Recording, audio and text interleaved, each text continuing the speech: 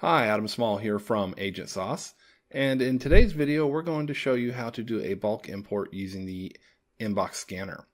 As you can see, I am already logged into Agent Sauce and I am on the inbox scanner page, and I have a number of addresses here, contacts that I may want to import.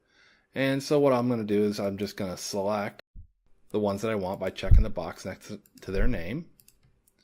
And then once I've checked all the names that I want, I'm going to hit the import select button right there. And now it pulls up this modal where I can just add tags if I want. So if I wanted all of these to have a tag, say vendors, I could just hit the add tag there.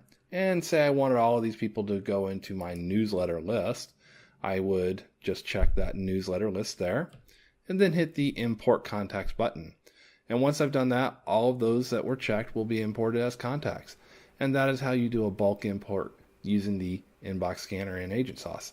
If you have any questions, feel free to contact us at info@agentsauce.com or check us out at agentsauce.com.